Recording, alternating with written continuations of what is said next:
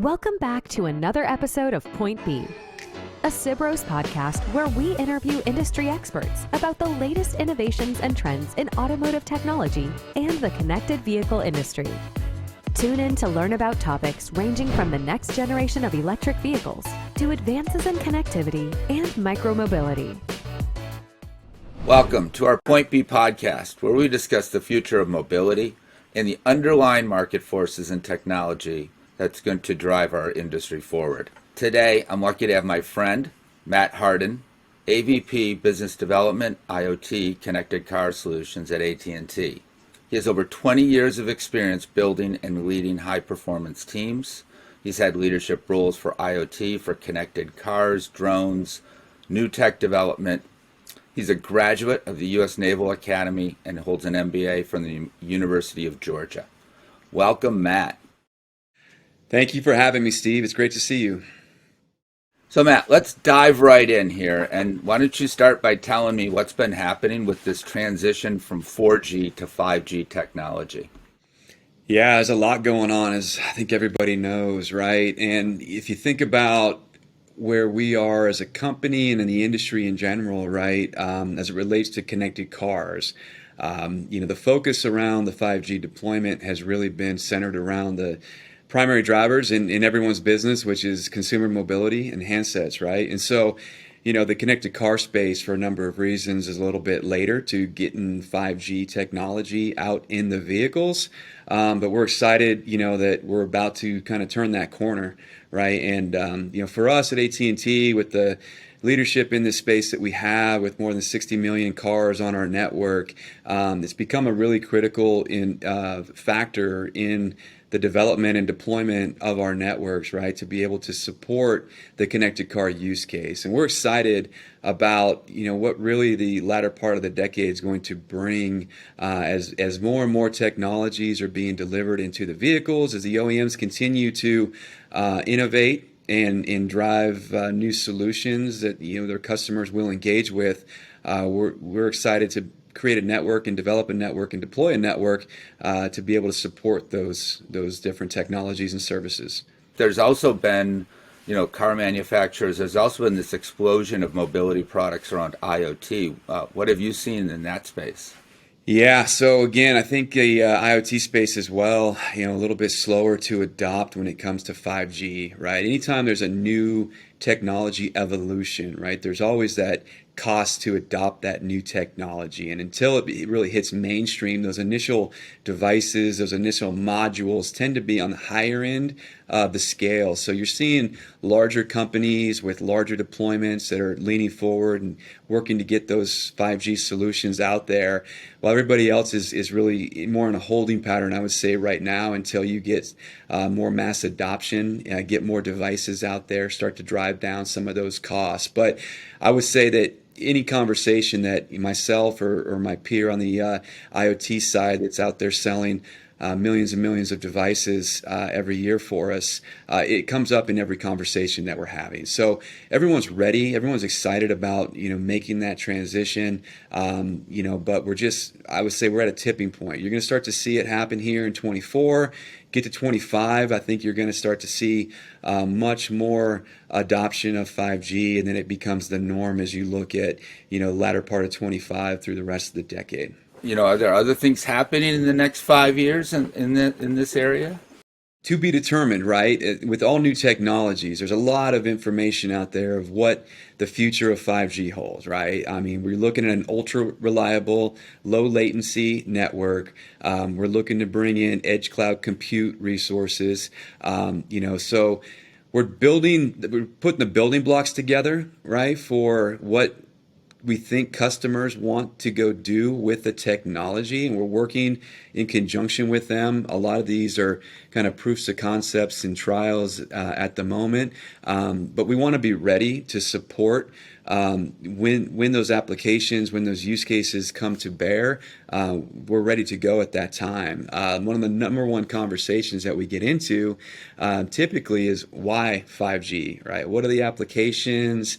What are the use cases that I can take back to my leadership to justify why I'm going to go spend a little bit extra on a module right now to make this transition? transition. So we're working through that, I would say, collectively as an industry right now. There's some basic ones out there that I think are pretty, they're low-hanging fruit for a lot of people. But what you see with a lot of things, like when the iPhone came around, right, there was no app store. You put the technology out there, you give people the ability to engage with it, and that's when the developers, the technology leads, the folks that have a great business idea, put that technology to use to go realize it. So we know it's coming. We know there's going to be some incredible use cases and solutions that are going to be realized once we get there. And our focus right now is, one, trying to move as many of our customers into 5G. We don't want to deal with the tail end of this, which is, some network shutdown that occurs naturally, right? We've seen it with 2G. We've seen it with 3G. We will see it at some point in the future with LTE. And so the sooner we can get more of our customers and their devices onto 5G, that's less that we have to deal with on the back end. So we know none of that's fun. Nobody likes to deal with it. Whether you're a network operator or an OEM, if you've got devices out there and you're going through some kind of technology sundown, it's a lot of pain and suffering for everybody involved, especially the customers that have those devices. So that's been a big push for us. There's a lot of opportunity here, but there's also a lot of challenges. And so what are some of the additional challenges the network is facing to really support this shift? Yeah, so I mean, look at AT&T, and I would say the industry in general as how we deployed, right? Millimeter wave was really at the forefront of those deployments, right? And if you look at millimeter wave and what it can do, it's great for a fixed wireless scenario. And we know in my space and connected car, they're not fixed very often, right? So the millimeter wave, is an additional cost component that has to go into that decision-making process of that device that goes into the vehicle. There's not a ton of use cases today that justify millimeter wave, right? So then it comes down to that C-band deployment, right? Everyone's really bullish, and we feel really good about C-band. Once you get out there, it's got longer propagation. It handles the bandwidth. So that has been, for us, the focus is, one, getting that C-band deployed across the country everywhere that we can, and two, getting our standalone 5G core stood up nationwide and supporting that C-band. So there's going to be an evolution to get there, right? You're going from LTE to 5G non-standalone NSA, and then eventually get to that standalone architecture, right, with C-band, which that's when you get into those really, low latent, high bandwidth type applications that we think are going to be readily available and needed by the industry in that 25, 26 timeframe. Right. No, those are some big challenges that you face. And what are some of the things that you're doing to reduce that barrier to entry with the network? I mean, for us, it's partnering, right? Every conversation we have, we want to be partners with our customers, right? And so if that is bringing the devices into us, let's help you with that certification process. Let's go test out different scenarios so you can see the difference between the device you have in place today versus what the device of the future can bring you, then, we're supporting that with these customers, right? We're out there trying to spin up proofs of concept to show kind of the capabilities that the future can hold, especially as it relates to edge cloud compute. I think there's going to be some really neat applications that will be developed and deployed at the edge that will take advantage of the low latency that these networks and the low jitter that these networks will be able to provide. So that's been our focus, really, is trying to find partners that are interested and wanting to make that jump into 5G and figuring out together, not us deploying it and saying, here it is, what do you want to do with it, right? But hey, let's go figure this out together. Here's what we're planning to go do. Let's see how that aligns with your roadmap and where you want to go and how you want to get there. And maybe we're doing things that won't work for you or don't work for you, and we can talk about that. Or maybe you got things that we're not considering that you would like us to, so bring those into us and we'll take those back as well. So it's got to happen in conjunction with one another. I don't think it does us any good to go out there and assume we know what the industry wants and needs, right? What our IoT customers and connected car customers want.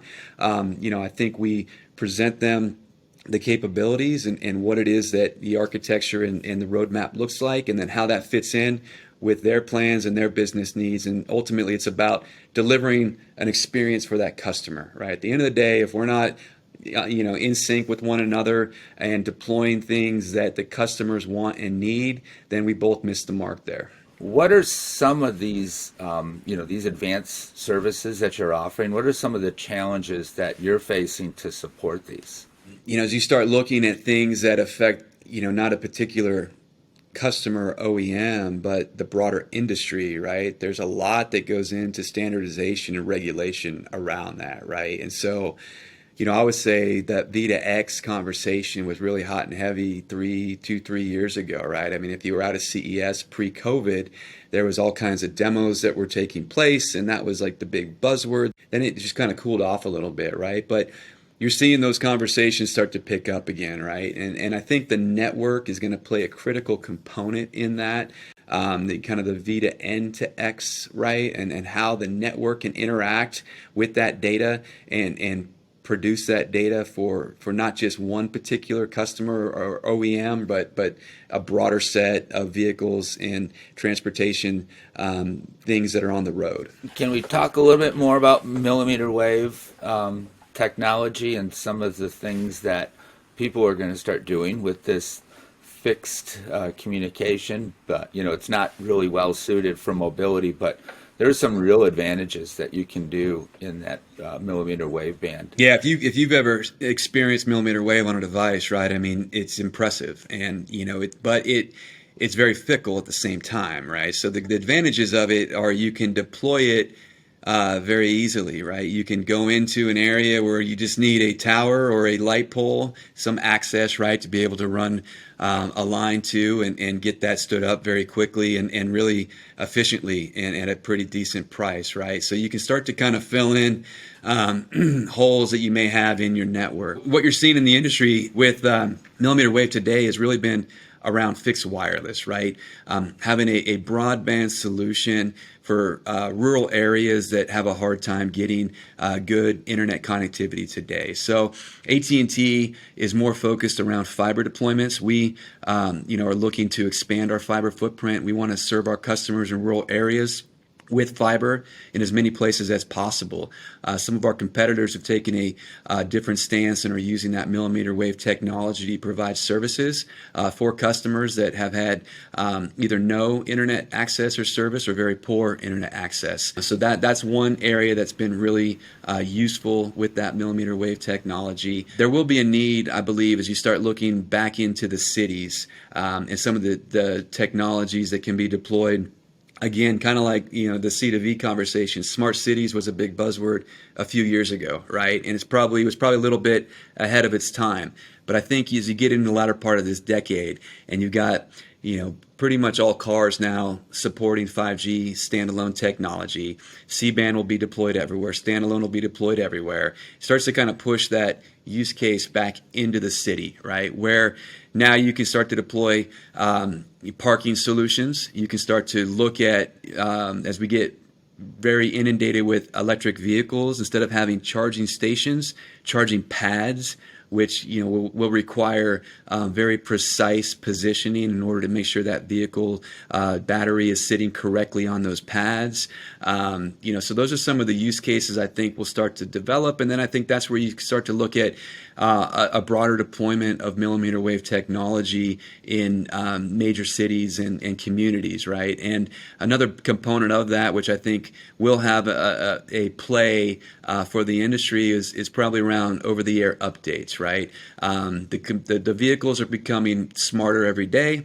There's a lot more software that's being deployed on those vehicles. OTA is one area that we are hyper-focused on in working together with our customers to ensure that our network can support and deliver the updates that they need for their vehicles.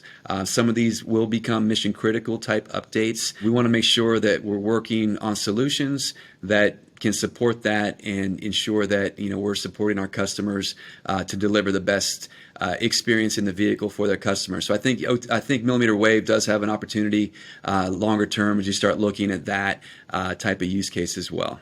I've watched the evolution of cellular since its early days of just analog only phone calls all the way to 5G. And that underlying technology that goes into delivering a 5G experience is just impressive, to say the least. So keep doing the good work at AT&T. Looking forward to more conversations here in the future, Matt. And I really did appreciate having you here and joining us today for our podcast. So thank you. Yeah, Steve, I really appreciate the time. It was good to chat with you, and definitely look forward to connecting with you here in the near term. Thank you for tuning in to Point B. Join us next time for more auto tech innovations and trends. Point B is brought to you by Sibros.